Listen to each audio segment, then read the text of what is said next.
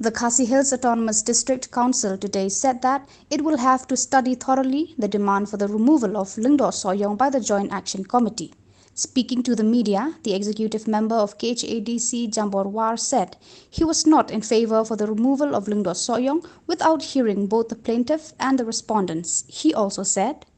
Te nagaliang jongi ru kum ka council ngila ya persang ya kaban ya bishar bnia ya kene kam ngila pan ya ki shukos na u Lyngdoh Soyong ngila pan ya ka jing pensai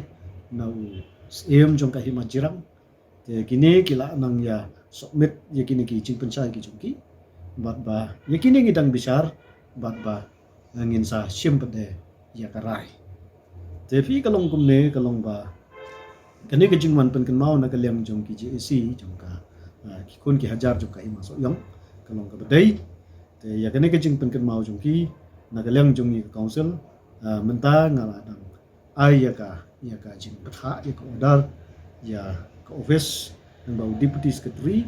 ba un pan ya ka jing pensai na u Lyngdoh Soyong akabidai bat kami ka complain ke jong ki hadin ba u Lyngdoh Soyong un ai ka jing pensai ni ya ka sukos reply ka juku te ya kani ka ju ngin sa pha sha hu sha kini ki JAC ki bawan ya ka complain bat hadin kata ba nagaliang jong kiru anda ke kinsa pait ya kata ka jing pensai anda kadon kanu ka ba makiki kwa ban kin thok ngin hab ya ki procedure bat hadin kata nagaliang jong ngin sa ya sakmat ya kan kam na ka benta ban khot hearing ya ki bat anda ngila khot hearing kan dai kata ka bangin sa sim pade ya karai nagaliang jong council kumno onle ha ka bidai ba Lyngdoh Soyong na ka don sisa ka jing bakla la ka don sisa ka ta ka jing le tam la ne le palat ya ka sensar ka khadar jong ka ima te ka don ka nongrem ya ka council bahkan suspend you tenrei lada ki daipat ki kam ki bangi dangla ban ya penbait nagaliang jongi ngi kren sai bang nginum kwa ban chu penhiar khat ya unu ukli nong senchar tenrei ngi kwa pade ban penbha ban yarap ya ki kli nong senchar bakin penbit penbiang ya ka senchar ka khadar po ki hima joki yi long kalong kunne beleng ong kumta kalong ba bunsen nga ju penpau ya ka jing sungsi ba teng ki khun ki hajar jong ki hima ki jungi aba kilap ki ginu ki jing duna ha ka sensar ka khadar jong ki kli nong sensar